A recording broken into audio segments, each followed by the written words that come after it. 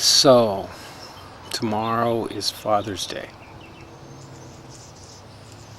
And I don't even have a clue what that means anymore. I think about it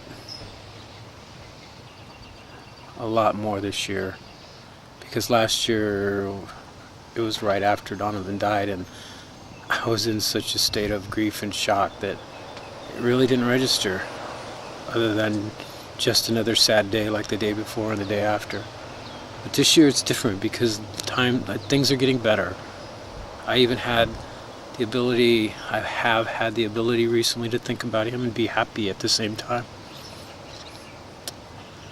But today I'm thinking about what Father's Day means for me.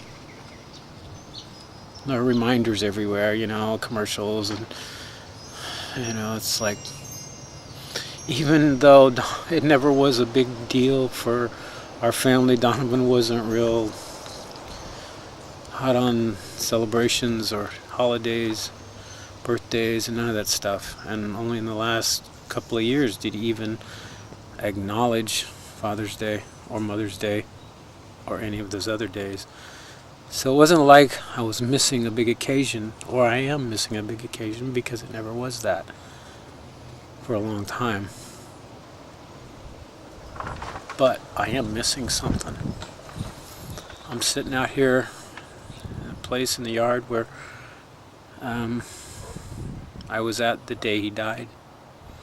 And I remember that because this big wind blew the gate open on the corner of the yard. And the wind came from the direction of San Francisco, and it blew through the yard. It was a calm day. It wasn't like the breeze today. It was a calm day, and all of a sudden this wind came, and I felt these inside of me immediate words, cold, dark wind. That came to me, and I didn't want it to, but it came to me. And then I was picking things up around the bench and different things that had blown over, and I realized that a piece of wood had broken one of the main branches off of a sage plant that I have planted here that actually used to belong to Donovan. And as soon as I knelt down, I had brought on my heart the words to pray about Donovan. I always had a closeness with him, even when we were separated. I always knew when he was in trouble his entire life, pretty much. It took me a while to understand that connection, but it certainly was there. And so I knew at that moment it seemed very strong, and I knew I needed to pray for him.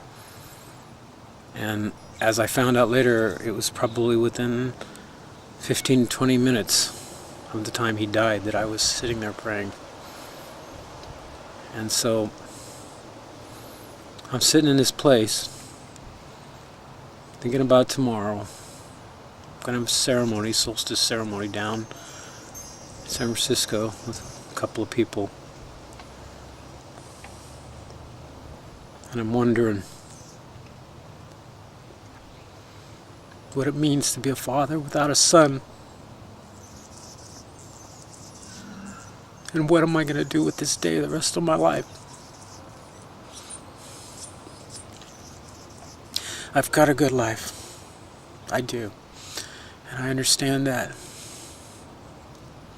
But sometimes the pain, it's big. And I just want you people to know, I want everyone to know who sees this, that you've got a father, and you call him.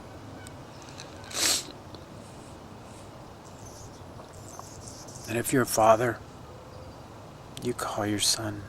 And if there's anything between you that keeps that from happening, you better remember that it's not that important, and that you need to do something to fix it. There's nothing I can tell you, nothing I can say, unless you've already been through this yourself, that can tell you how this feels. And it isn't always going to feel like this. I know that. It feels better this year than it did last year, even though when I heard people tell me that last year, I wanted to strangle them. But it does. And today's sad. And tomorrow, maybe it won't be so sad. I'll be with people. But I just wanted to put this out there. Fathers, sons, take care of each other. Do what you can to be there for each other, no matter what.